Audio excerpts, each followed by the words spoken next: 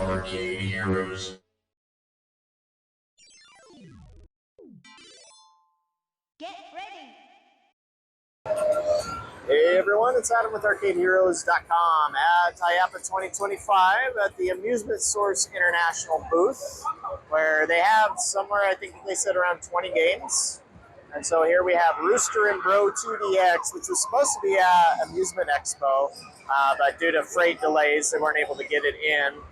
And I was watching some kids play this earlier, where these seats will actually rumble, which is a nice little effect.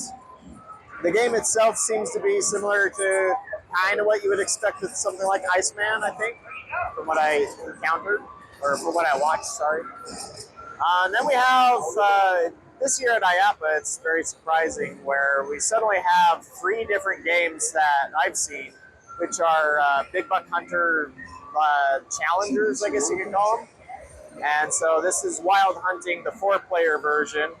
So you've got these different style shotguns than what Big Buck Hunter offers, right? How does it feel? Good. You on YouTube? Yep, I do YouTube. What's your channel? It's called Arcade Heroes. Okay. So you can check it out. I cover arcade stuff like this. Because I'm rarely on YouTube. Oh, okay. So what I've observed with this one is it seems to have like infected animals, and you're shooting them. And it does not automatically end the round if you shoot something like a doe, but you're supposed to be mainly shooting at those infected animals and getting rid of them. And so I know it has multiple rounds and bonus games and such, but it also has characters who are talking during it as well. So that's a little bit different. It also seems the shooting is a lot more forgiving than Big Buck Hunter. Big Buck Hunter, you know, it has to be very precise or skill based, where this is a little bit looser on that, so that you can take an animal out without having to like hit it in the heart or in the brain or something like that. Like I said, you're also mainly focused on these kind of bluish infected animals there. And so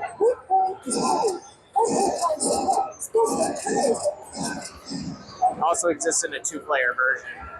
We got Skull of Shadow in the 3-player as well as the 2-player version. This is the first time we've seen the 2-player version, where it's just an environmental cabinet. It does have a motion bench seat. I'll have to ask. I don't think it has any wind effects in it, but it might, and I just don't know. Over here we have Fortune Zombie. This is a new one. So up to 3 players, kind of like Rooster N Bro, where it looks like you're shooting at the monsters who are chasing down the animals. I hadn't paid much attention to this one previously, so I'm seeing it for the first time, like you are.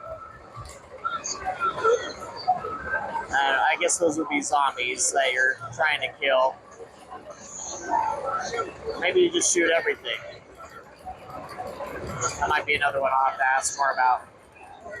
We got Space Travel 2, or Z, not sure. Oh, and it looks almost like a pinball-style redemption game. One thing that Amusement Source introduced last year that was very popular was this vending machine that prints your own photos on cases. And then they've got this DIY souvenir coin vending machine that they brought, where you can do the same thing with giant coins.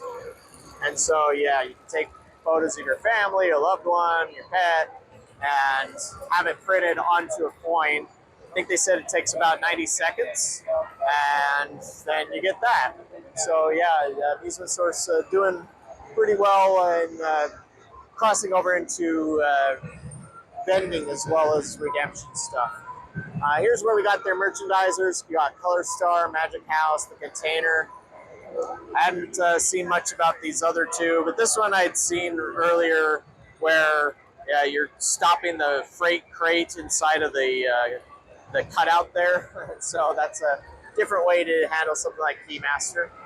Got some more redemption here, such as Lucky Chicken with a giant fluffy chicken on it. You got Rolly Carnival with these LED screens and rolling the ball down. I guess maybe you push the button to, oh yep, make it drop. Busy Bee Award, where you're trying to use the net to grab those balls and then you dump them into the honey pot, I guess. Speedy Toss, which is a video ball toss game, cutesy graphics. Madball Fury Road, where, okay, I thought this was a ball toss game, but it's actually a ball launcher game, and has those almost look like RC cars that move up on them too, so you're just trying to stop the ball at a certain space. Excuse me, sorry. Over here we have some ball roller games such as Ocean Aquarium. There's quite a few holes on that one. And Rock and Croc. You're sliding those to hit the video gators on there. This could be an official game for Florida. And then over here, got LAI over there. Got Gem Master, a new ball drop redemption game.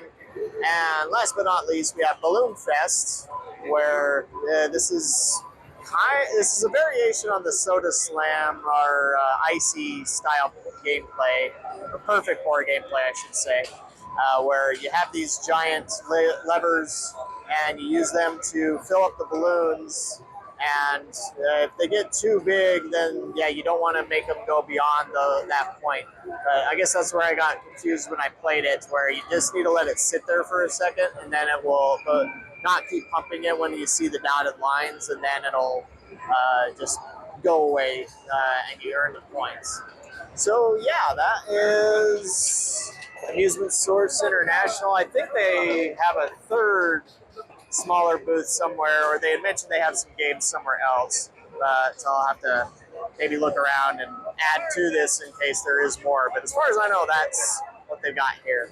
So that's at IAAPA 2025 in Orlando, Florida. We'll see you next time.